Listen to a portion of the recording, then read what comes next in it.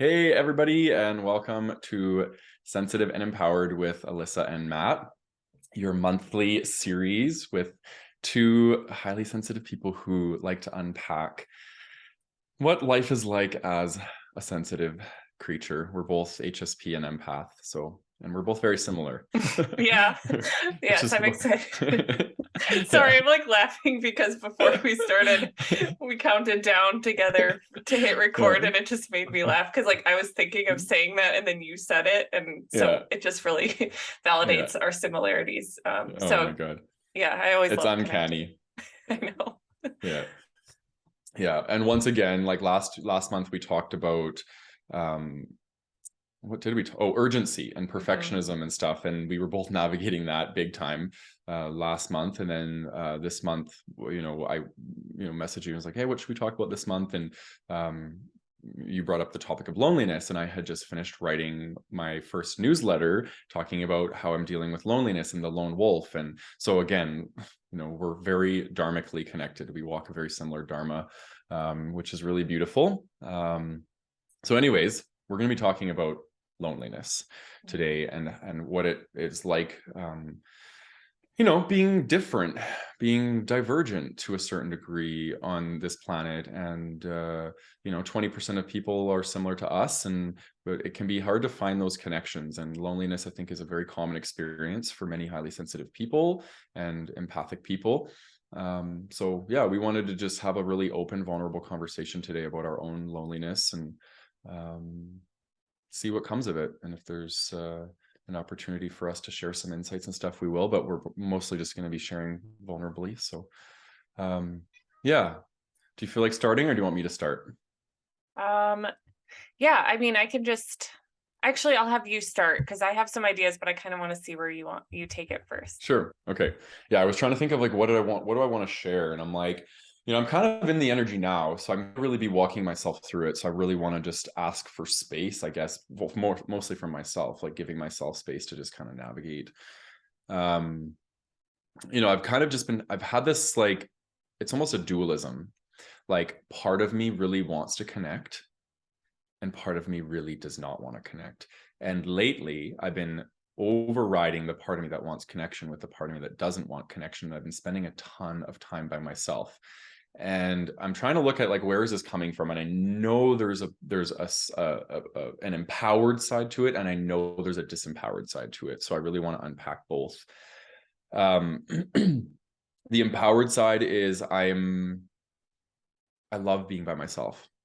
I love being by myself. I can be silly, goofy. I can be all the parts of me that I want to be. I don't have to worry about judgment from others, which is still something that comes up for me.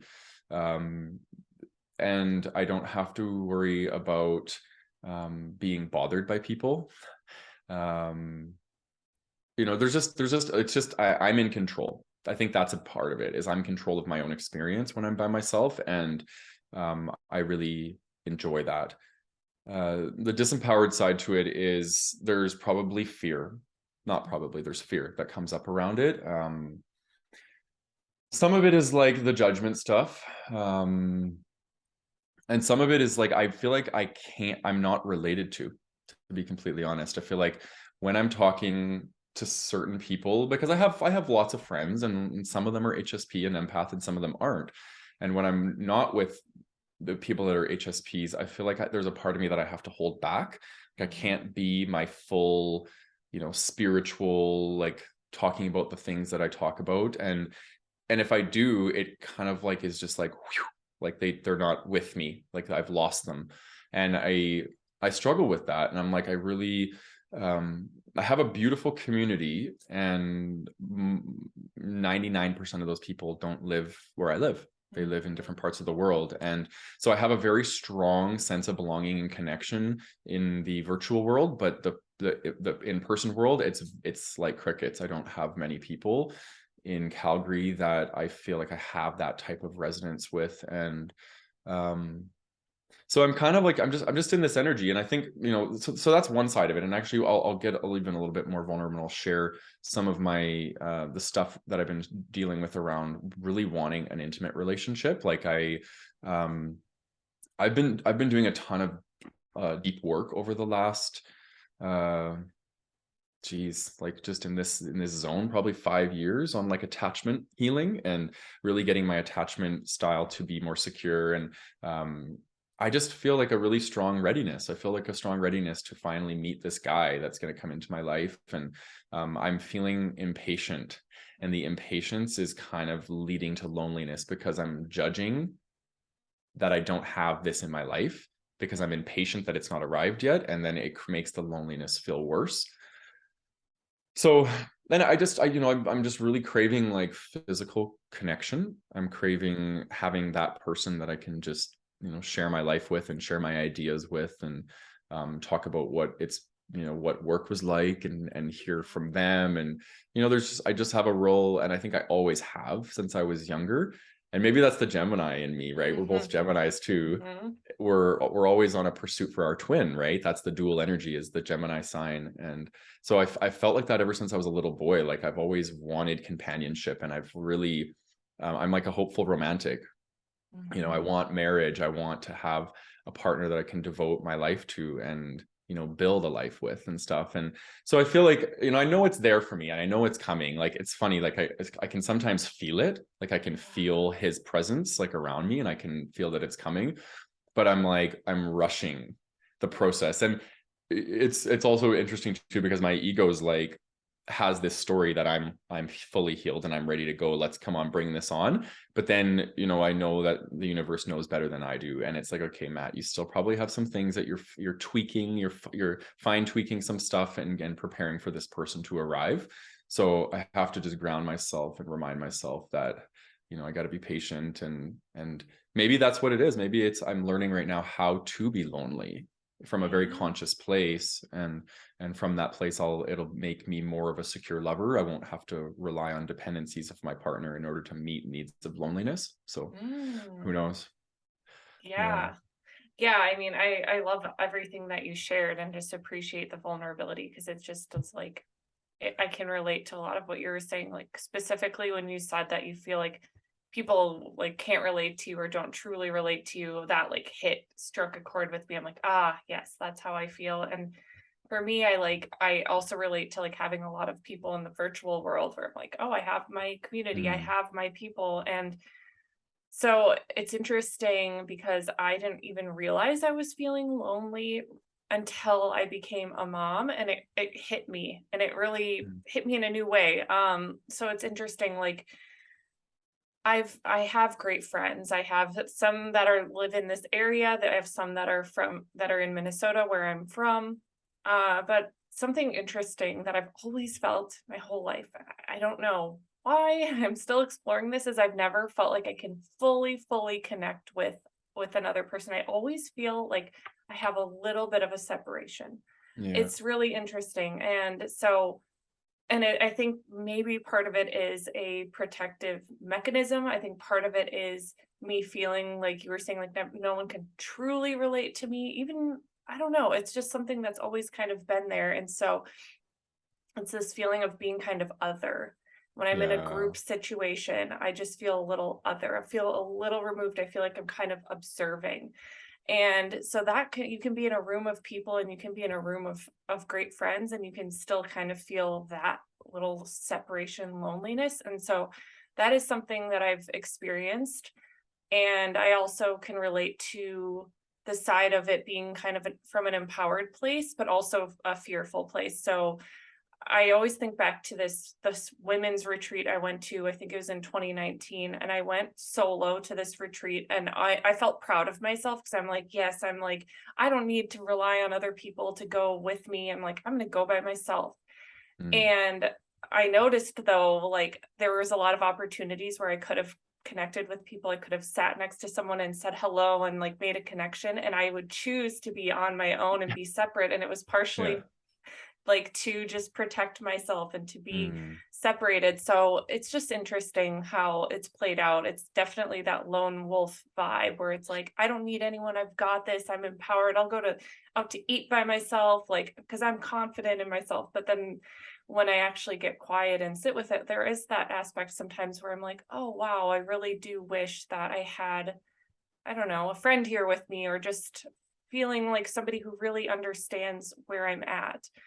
And so I found this being highlighted a lot in motherhood too, because just like my entire life has changed, and I went from, I was working full time, even though it was like virtual for the past 2 years. I was working full time. I was always interacting with people online. And then I quit my job. And then I'm home a lot with just a little baby who can only communicate so much. And it just hit me Mm, in a new way where I'm like, wow, I like really crave being around people, and like, oh my gosh, I am lonely. And so this is something that I've started exploring in therapy recently. And it's just, yeah, me too. yeah, it's interesting, and I guess I just didn't realize how much of it was the fear of loneliness, as well as beneath a lot of like the anxieties I have. So it's just so layered, but yeah, I could just very much relate to what you were saying here. Mm. Yeah, man, you just described my whole upbringing and you did it so well. Mhm. You articulated exactly like the experience. I feel so like heard and seen, like just even just Yeah. listening to you, because this whole notion of being othered and feeling othered, I felt like that my whole life, Yeah. literally my whole life. And even when I was younger and I had a ton of friends, I still felt lonely around all my friends because I wasn't being authentic. Like I'm talking like in junior high school, elementary school, that sort of thing. Like I knew I was gay and I knew I was sensitive and I had to hide those parts. So I never felt connected to, and it's the connection that alleviates the loneliness. So I've always kind of had this deep sense of like feeling like other. That's such a perfect word, the way you articulated it. And I have like I have people wanting to connect with me a lot, actually, believe it or not. Like people want to connect with me, and then I put up walls, and I'm like, some of it is like I don't feel resonance. Actually, most of it is I don't feel resonance to connect, but even with people where I do feel resonance, it is self-protective. And I love how you described the example of, you could have sat beside this woman, and I'm like, I've been there before. Mhm. And for me, it was, I want to other myself before someone else can other me. Yeah. And this, the quote that I have back here, it says, don't try so hard to fit in when you were born to stand out. And I love it, and I still stand by that, but I'm also starting to kind of question that a little bit. Like I use that mantra a lot, and I use that mantra to other myself. Like I am different than people, right? And it's this, I think for me, it's my ego's way of defending. It's a defense mechanism that my ego uses to not have to feel, um, what would be the feeling? To not have to feel that pang that you feel when you're outcasted. I can't even think of what that feeling is. There's a bit of loneliness, there's a bit of rejection, but it's like, I guess it's hurt. It's hurt Hmm. for me. Like it's a Hmm. feeling of feeling hurt. Like I feel hurt that I can't be connected to. And I recently wrote a blog around being a lone wolf, and I did a lot of reflecting, personal reflection before writing that blog. And I'm like, I'm the only empath and in my family. And I had that core wounding when I was younger, is having intense thoughts, intense feelings, like grappling with like being a very conscious being from a young age. And my parents didn't really know how to deal with that. Like they didn't know how to connect to me. And more specifically, emotionally, I think I was really wounded from a young age of not feeling emotionally validated or attuned to. And that's where a lot of this attachment trauma comes from. And that's where I went into self-preservation mode, protected myself. And it's in that self-preservation protection mode, which is the lone wolf, that perpetuates my loneliness and not allows me to connect with people. So that's kind of what I'm recognizing. It's amazing how it's so layered, right?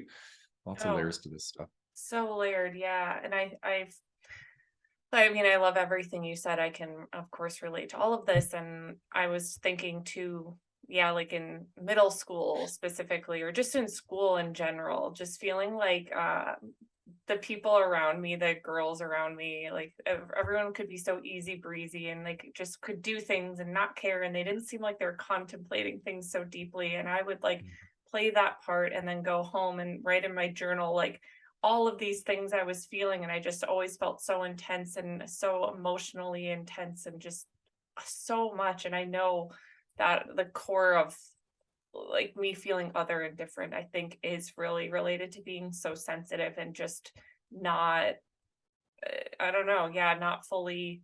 I thought it was a shameful thing. We've talked about this before, and so I think a lot of it is just like feeling like I just couldn't be my full authentic self with others. I had to go home and hide it. And when I did show it to my family, then it caused issues. And so I just always felt like, oh man, I'm realizing now as an adult, like, okay, if I do show up fully, I'm going to be lonely because other people aren't going to get me. So I have to kind of play a certain role, but then I feel like I'm not fully connected to other people. And it's like, if I feel vulnerable sharing this because it's like I help highly sensitive people, like I work, like we do Yeah. this work, but like it is Yeah. still something that I grapple with, where I do feel like I'm still having areas where I'm not being fully myself or not feeling comfortable to do that. And it's coming to light for me a lot right now because I'm in new situations where I have the opportunity to put myself out there again. So like I'm in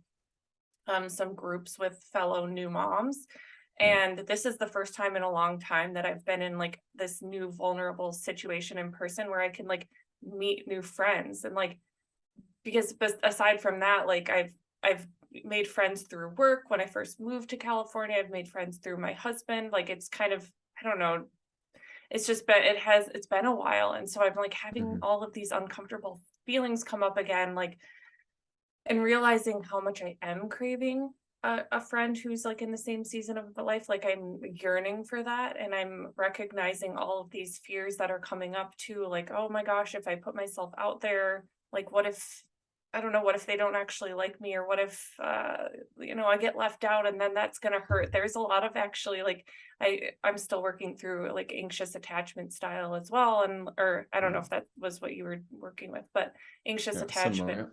Yeah. Yeah. And so for me, a lot of it at the core is just like fear of like, if I'm show my true self, like they're going to leave me. I'm going to be abandoned because I can't be accepted. And so when you're in a group of people and meeting new people, it's vulnerable to put yourself out there and be like, hey, do you want to like hang out sometime outside of this group? Oh, do you want to? It's just like, it's scary. And so I Mhm. witnessed myself almost being like finding reasons not to, like, oh, well, I don't know if we would have this in common, or oh, I don't know, like it's just easier to be on my own. And it's that protector coming in to keep me separated.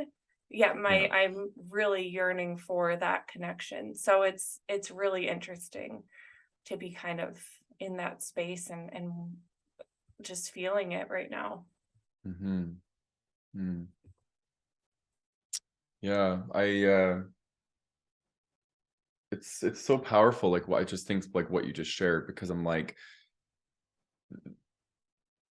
we're essentially, well, I'll speak for myself, I'm essentially sabotaging Mhm, my mhm. ability to connect. And the reason why I'm like speaking slow is I'm like really thinking about how am I doing that? How am I sabotaging? And I think I have this core belief, and this is also going to be really vulnerable to share. I have this core belief that people use me Oh, oh my as an gosh. empath. Yes. and I'm like, so I'm always on, I'm hyper vigilant of people taking advantage of me, because I think that that happened to me in my family system when I was younger. It happened to me growing up, is people gravitate towards my energy. And I've always been that way. People have always been like, oh my God, I love hanging out with you because I always feel so good afterwards, these sorts of things. Right. And I'm like, it feels like energetic violation almost. And I've done a lot of work lately to get to a place where I feel like I can like manage my energy and not be like letting people siphon from me. But I do think there's a part of me still that feels like that little wounded, helpless boy that like there's something about me that I can't protect, and the only way to protect myself is to isolate. And I think that's a big thing for me now that I'm thinking about it.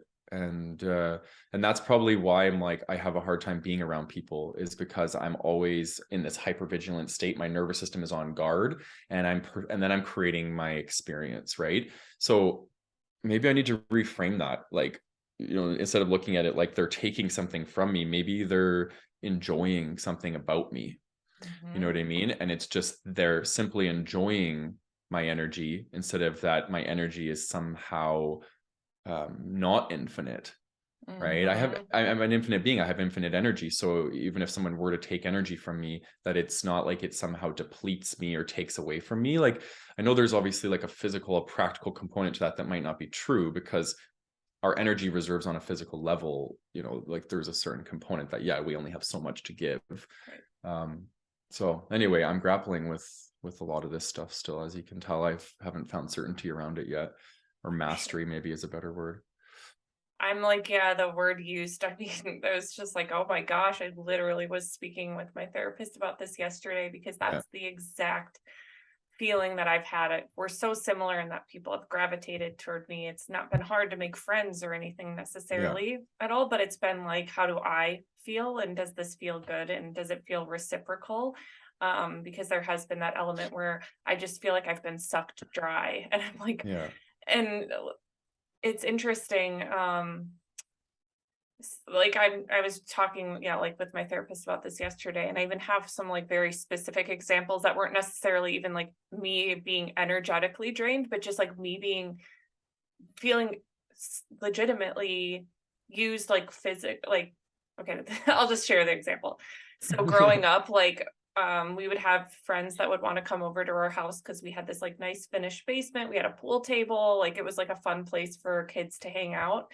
And so there would be like friends of friends, like acquaintances that would want to come over and like hang out at my house and like use the pool table and watch TV and whatever.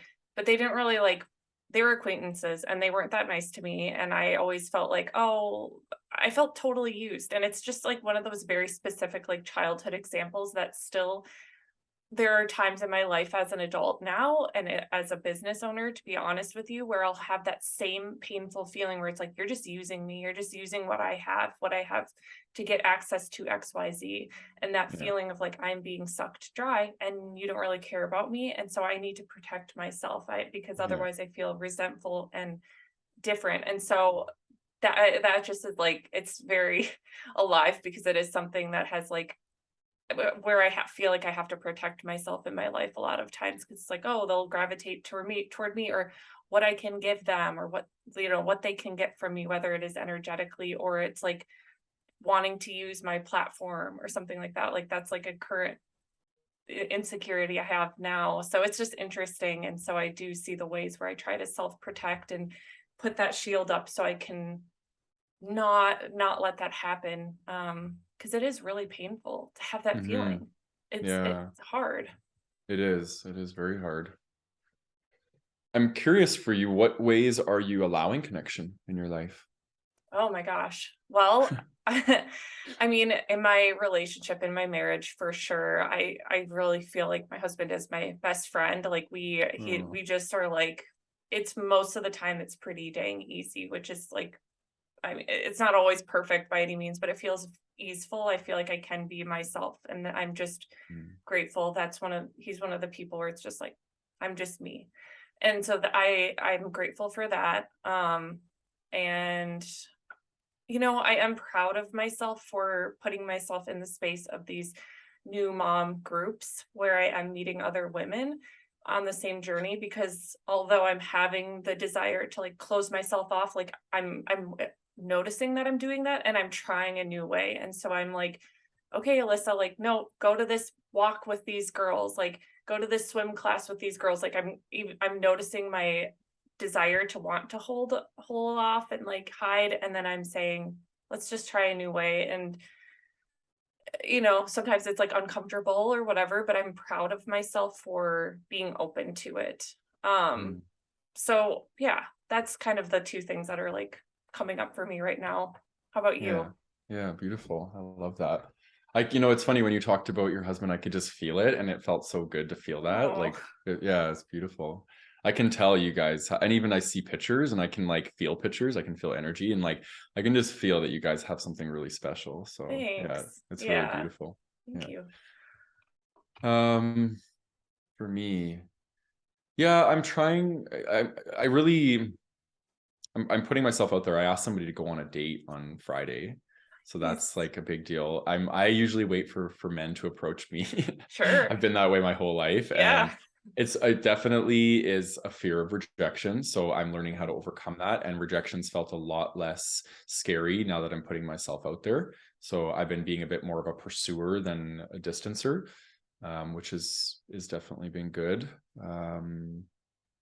I signed up to do singing lessons for the first time in my life. Oh. So I have to go to this consult and she's a vocal coach and she wants me to sing 2 songs. I'm like, I'm mortified. I am so scared. Like I've never sung in front of somebody before. So she's like, let's just kind of figure out where you're at, like what your baseline is, stuff. And then she has a whole community and she gets people together every week for singing in group. And then she does like open mic nights and stuff. So I'm like, okay, this is going to be major baby steps for me because like I'm not about to get up in front of people and sing at an open mic or anything like that. But so I'm allowing myself to move towards new community, which is like the music community. And it's fascinating. Like what's coming up for me is like just like really, I'll be very honest, like crippling fear. Like I feel like the imposter syndrome stuff is coming up. Like, oh my God, this is not me. Like, who do I think I am? Like to be a singer, you know what I mean? And so that's coming up. But I know that I'm ready to do this because there's a part of me that's like, and this has been my whole life. I meet myself where I'm at and my transformations happen and new energy comes in and I play with that new energy. And I've been doing a lot of deep work around, like we talked about last month, perfectionism. And I've been practicing something called like beginner's mind and just allowing myself to be a beginner at something and not have to be good at it. And which means it's a growth mindset. Give myself space to make mistakes, to fail, to not be good, to laugh at myself. And it's softening it a bit, like, because I know that if I go into these settings, like I can just say like I'm new and I'm a beginner. I don't have to be good at it. And so I know I've done a deep level of like shame healing work and like perfectionism healing work because the old Matt couldn't have done that.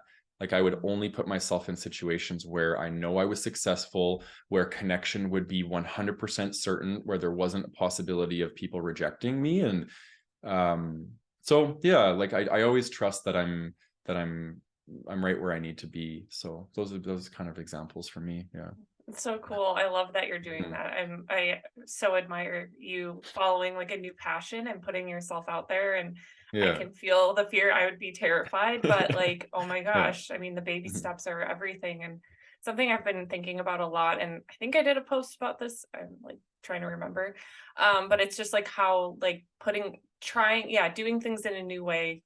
There's so much healing in those little moments. So it's like you putting yourself in that music class or the singing class and me joining this mom group. It's like, oh wow, there is like so much opportunity for us to be vulnerable, to be rejected, to hit on some of our greatest fears and insecurities. And it's like, but here we are choosing to do things a new way anyway. And like how healing is that to see ourselves be brave and try it anyway and know like what can happen and okay, I'm gonna be okay. I just that's what I'm trying to work on myself with these new groups that I'm in. It's like, okay, I'm noticing myself wanting to like hide away and be a lone wolf. So how can I, like, here's a girl that I'm interested in being friends with. Okay, I'm going to send her a text message. Like, this is scary and vulnerable, but I want to do things a new way. I am yearning for connection. So how can I do that? So I just think it's like cool because I think it helps us build that confidence in ourselves too. And just, it's kind of like proving like, I don't know, like it is, I just find it so healing, really, those little action steps. So I've been thinking about that a lot lately. Yeah, I like that. I like that a lot. And maybe maybe next month we can talk about trusting ourselves because I'm feeling that energy right now. Like you and I are learning how to trust ourselves. Like if we put ourselves in community and connection and it goes awry and we have to experience rejection, we are capable of that. Yes. I trust myself. I can be in my power, right? So it's just this energy, like no one person's rejection of me can take me down. Oh my gosh, yes. That's the energy that I'm learning to embody. And I think that's going to allow me to move towards connection and like, heal some of this loneliness and be able to, drink up all the yumminess that's out there for me. You know what I mean?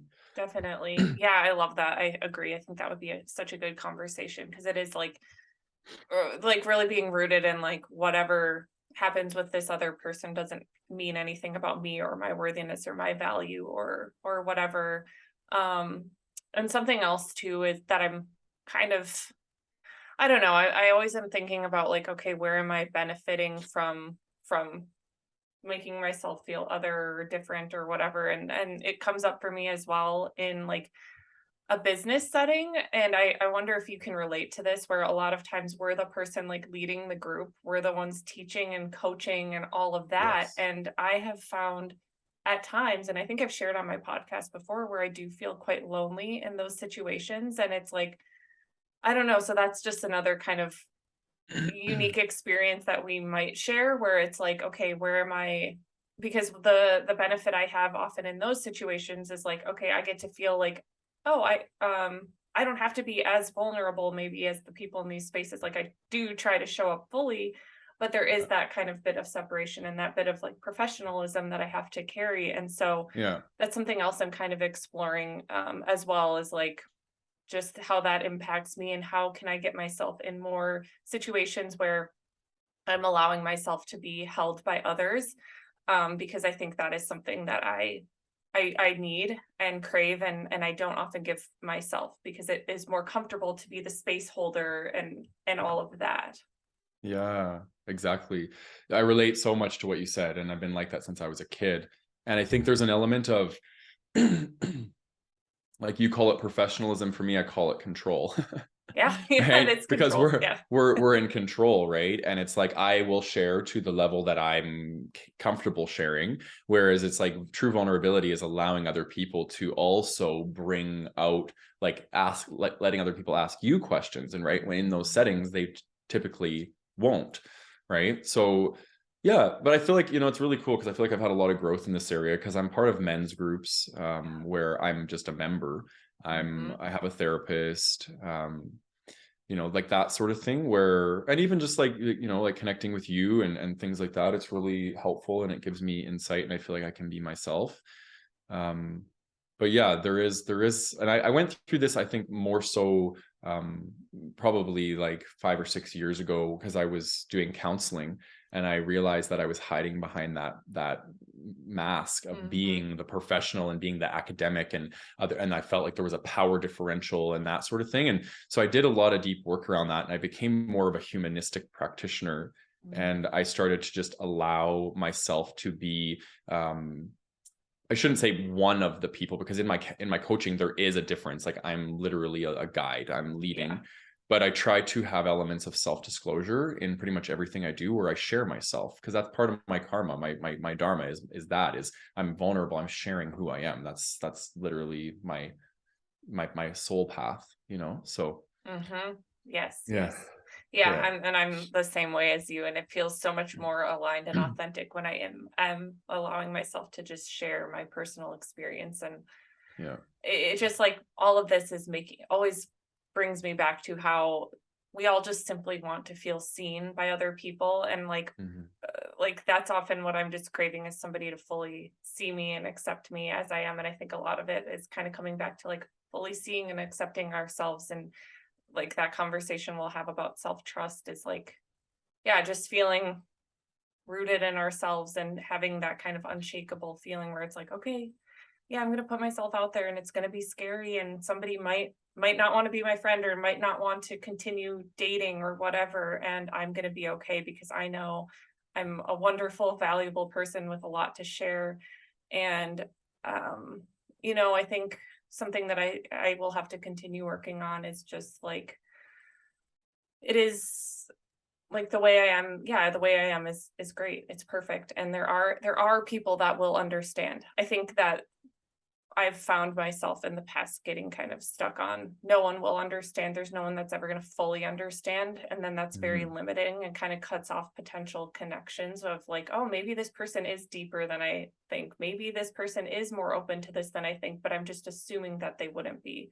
So Yeah. that's something I'm kind of having to work on too, is like shifting instead of just automatically judging and assuming as a way to like stay disconnected. So that's something I'm kind of working on as well. Yeah. I like that a lot. And I relate to it in the sense that like human dynamic for me can feel overwhelming. And like, let's say for example, when I do put myself out there and I start connecting with somebody and then I realize that, oh, maybe this isn't the right person for me, how do I let them down? How do I reject them? Like, you know what I mean? Because that's an element that I struggle with. So I'm like, oh, I'd rather just stay away from people than have to like let people down and have to have those difficult conversations and stuff. So that's another big reason why I keep myself a lone wolf, is because I find human dynamic to be really overwhelming and hard to manage. And I feel like, I spend a lot of my life dealing with that. So in my personal life, I'm like, I don't really want to have to deal with all that, but that's part of it, right? We have to be willing to have difficult conversations, maintain friendships. Like there's a lot of work, it's maintenance to be in relationship with people. And sometimes I feel like, ugh, I just don't want that. I don't want the maintenance of, friends and things like that. So, because it feels overwhelming. But I do know, and I'm recognizing in myself that there's a pattern. Like my attachment style is fearful avoidant. Okay. So it's disorganized. Like I move towards connection and then I don't want it. And it's hot and cold. And I've done a lot of work. I would say 80% of me is more in a secure sense now, but I still have that old me that comes out, that 20% of me now that's like, hot and cold. Like I want connection, I move towards it, and then I don't want that connection for a while, and then people are like left wondering like, well, where did you go? Like why aren't we connecting again? And so I'm trying to like explore like where that comes from within me. And I think I just did, like, I don't like having to manage things, you know what I mean? Like I love the type of friendships, and I have some really beautiful friendships, and they know who they are, the people that it's just easy. Yes. And we just flow and we just come into connection when we want, when we don't. And usually we're in alignment. We come into connection when we both feel like it, and then we don't. So like one of my really close friends, he lives in the UK, and we like barely talk, but like we dance in the dream world, and we have an energetic connection. And we don't need to be talking all the time, and we pick up right where we left off as soon as we come into connection. Like I love those type of connections, and I want more of those connections in my life. I feel that so hard. Yes, yes. And I think it's like we can kind of choose like, okay, that's my energetic standard for my friendships, because man, I've had some in the past where it's been like required so much maintenance, required so much of me checking in and holding and blah blah blah, and I was like, I am just drained. Like, and I have, same with you, some beautiful friendships where it's just so easy, and there's no insecurity or stress about it. It's just like we love each other, we care about each other. It's just simple, it's just there. And and I think for a lot of like sensitive people and people who tend to be more introverted, it can just feel a lot easier, a lot cleaner to not deal with people. We can go for long periods like being on our own, but it's like we do miss out on some beautiful connection and gifts and just like expansion that happens in relationships. It's just like a little bit of that work, but I think having some of those like beautiful easy connections is such a nice like kind of sign, like, oh, there's more of that out there. Like it does exist. It's just being open to it and putting ourselves out there to continue to find that as well. Yeah, exactly. What I'm hearing is balance. Yeah, something my Gemini self is still learning. Same. Same. Okay, before we wrap up, because we got a couple minutes, one tip you can share with the listener, viewer, on how you cope with loneliness, because I want to just really put it out there that loneliness is a part of life, both loneliness, day-to-day practical loneliness, and existential loneliness, which is like deep-seated loneliness that we are alone in this life. Like we're a sovereign being, right? I came into this life alone, I will die alone. Like there's just an element of aloneness that we have to make peace with in this life. That's existential loneliness. And then like I would love for us to each share a tip on like what we can do what we do to cope with loneliness, which is like, we don't have anything to do, or like, like we're feeling disconnected from humanity. Like, how do we cope with that? That's a really good question. I'm trying to think of what I've been doing. Yeah. I mean, honestly, it has to cope with it has been vulnerably choosing to find spaces where I can put myself out there. Yeah. And that's been my antidote, because I went for a couple of months feeling very lonely, and it really affected my mental health. Again, as a new mom, I was just feeling like, oh, I'm just by myself. No one really gets this. This feels so hard. And when I did put myself out there, and it was nerve-wracking, and I also had to like pay money to join this group and whatever, and oh my gosh, it's one of the best things that I've done for myself. So it is taking that vulnerable, scary step that has been incredible for me. So that would be my tip, is just when you acknowledge it, like seek a space where you can meet somebody who you might connect with. Yeah, I love that. Practice vulnerability, it sounds like, is your tip. Mm-hmm. And mine would be the same, but for the sake of sharing something different, make your alone time fun. Practice playfulness, because when I do like, let's say like I spend a whole Saturday by myself, like I do fun shit, you know what I mean? Like I'll do all the fun things that I maybe don't feel comfortable doing in front of people, like, you know, like I'll just have a lot of fun with myself. And yeah, it's really cool. So heck yeah, love that tip. yeah. Okay, awesome. Well, thanks for sharing in this conversation. It was really, really fulfilling for me. It felt really soul nourishing. And yeah, if people have tips and you're watching this, whether it's on Instagram or YouTube or wherever, Alyssa's podcast, let us know in the comments if there's any sort of topic that you would want to learn about. We were thinking leadership for next month, or maybe trusting yourself, or something along those lines. Lots of cool topics, but we'd love to hear from you guys what you'd want us to riff on. So yes, please. yes. Thank you. Always a blast talking to you. Yes, I agree. All right. Ciao for now. All right.